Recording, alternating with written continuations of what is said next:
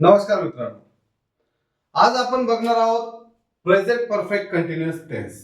Present perfect continuous tense म्हणजे अपूर्ण वर्तमान काळ आज आपण घेणार आहोत. अपूर्ण वर्तमान काळामध्ये आपल्याला आयुर्वेदेसाठी काय घ्यायचं आणि ही शीट नाऊसाठी काय घ्यायचं हे आपल्याला पाहायचं आहे. तर आयुर्वेदेमध्ये आपण हॅव बीन यूज करणार आहोत. ही शीट नाऊसाठी आपण हॅज बीन यूज करणार आहोत.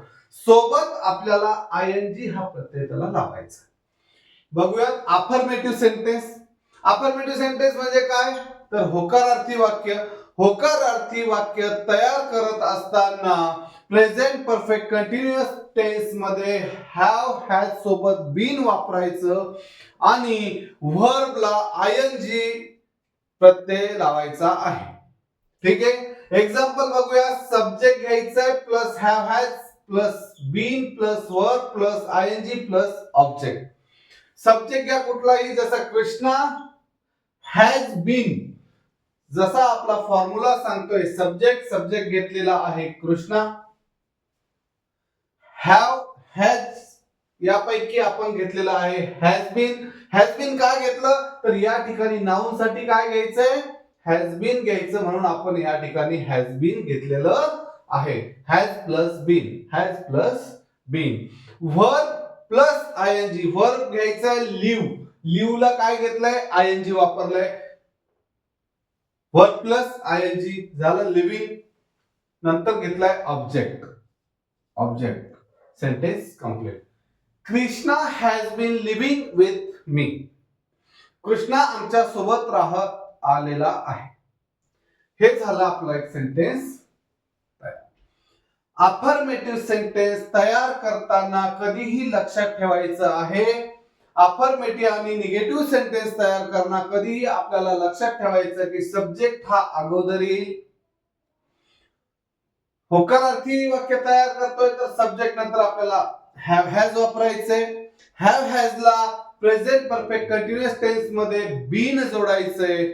व्हर्बला आयएनजी हा प्रत्यय लावायचा आहे.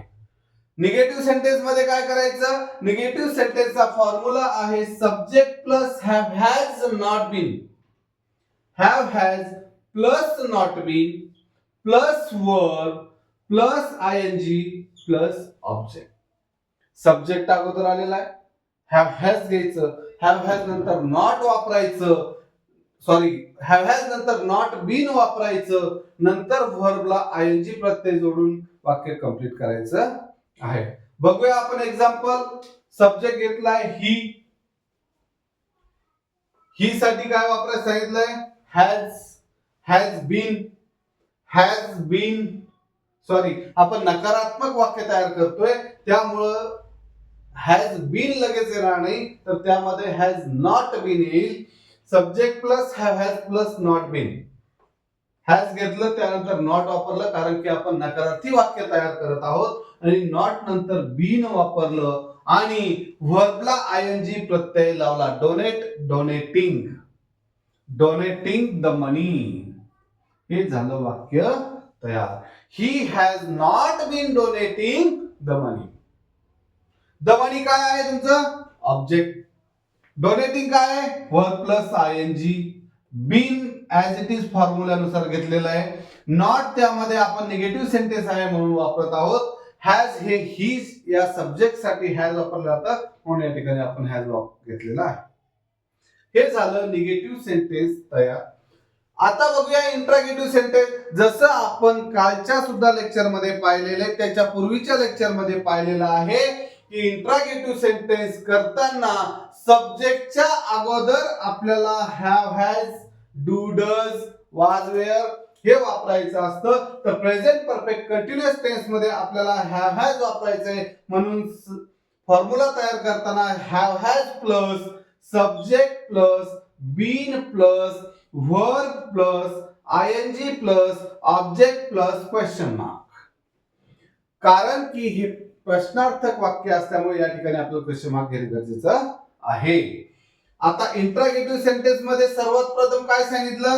हॅव हॅज घ्या म्हणताय. आपण घेऊयात हॅज. घेतलं हॅज. सब्जेक्ट घ्यायचा, हॅज साठी कोणता सब्जेक्ट घेऊ शकतो? ही, शी, नाऊन घेतलं, नाऊन रामा. नंतर काय सांगताय? बीन वापरा त्याच्यासोबत, आपण बीन वापरलं.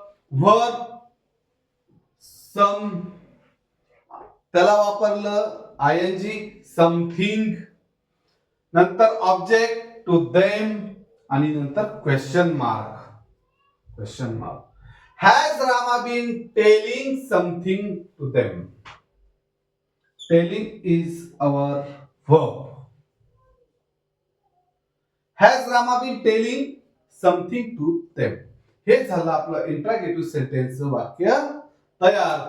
या प्रत्येकाचे तुम्हाला प्रत्येक सब्जेक्ट नुसार सेंटेन्स तयार करायचंय, त्याची प्रॅक्टिस करायची आहे.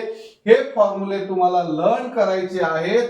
या फॉर्म्युल्यानुसारच तुम्हाला सेंटेन्सेस तयार करता येतील. आणि हे फॉर्म्युले जर कायमस्वरूपी तुमच्या लक्षात राहिले, तुम्हाला कधीही ग्रामर मध्ये affirmative sentence, negative sentence, interrogative sentence तयार करताना, बोलताना अडचण येणार नाही. हे होतं आजचं आपलं प्रेझेंट परफेक्ट कंटिन्युअस टेन्स. चला तर मग भेटूया उद्याच्या नवीन लेक्चर मध्ये. धन्यवाद.